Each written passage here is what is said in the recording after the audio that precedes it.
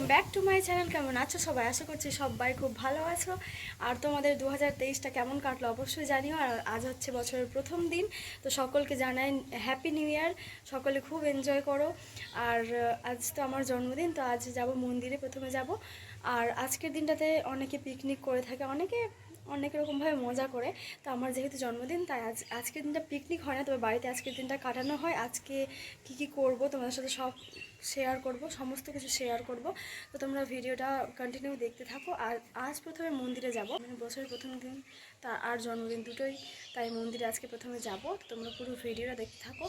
So আবার পরে দেখা হচ্ছে। A few minutes later.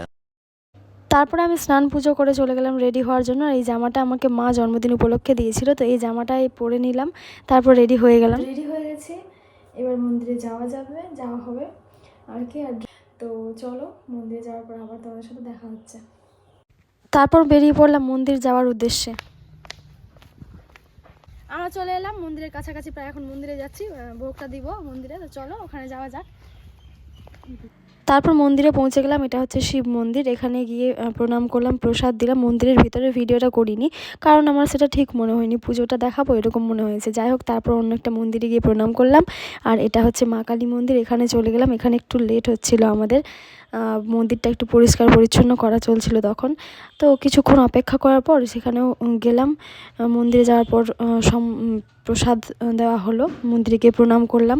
তারপর কিছুক্ষণ সেখানে থাকার পর সেখান থেকে আবার বেরিয়ে পড়লাম আমরা।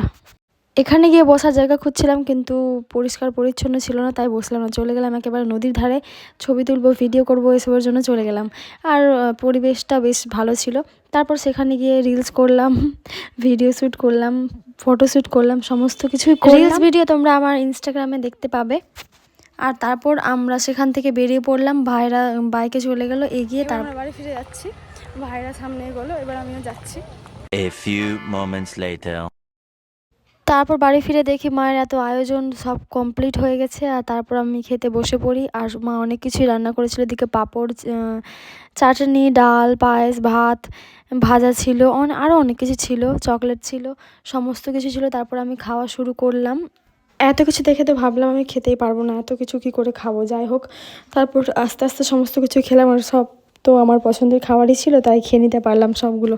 আর খুব ভালো লাগলো। তারপর আমার তৈরি কেকটা রাতে কাটলাম। আর তারপর কেক কেটে সবাইকে একটু করে খাওয়ালাম। আর দেখতে পাচ্ছ কেকটা যেমন তেমন বানিয়েছিলাম, কিন্তু কেকটা সফট হয়েছিল আর বেশ ভালোই হয়েছিল, খেতেও ভালোই হয়েছিল। আর যাই হোক, রিভিউটা আমি দিলাম, তোমরা কিছু মনে করো না আবার যে আমি নিজেই করে আবার নিজেই রিভিউ দিচ্ছি। আর দেখতে পাচ্ছ কতটা সুন্দর হয়েছে কেকটা। তারপর রাতে লুচি, তরকারি, পায়েস, মিষ্টি অনেক কিছু খেলাম। কেকটা আমি যেরকমই বানাই, খেতে কিন্তু ভালোই হয়েছে। এর ভিডিওতে বেশি কিছু দেখাতে পারিনি, কারণ ভিডিও করে দেওয়ার আমার কাছে কেউ নেই আর কি, সেটারই একটু বেশি প্রবলেম। যাই হোক, ভিডিওটা কেমন লাগলো অবশ্যই জানিও। লাইক, কমেন্ট অ্যান্ড শেয়ার করতে ভুলো না। টাটা, দেখা হচ্ছে নেক্সট কোনো ভিডিওতে।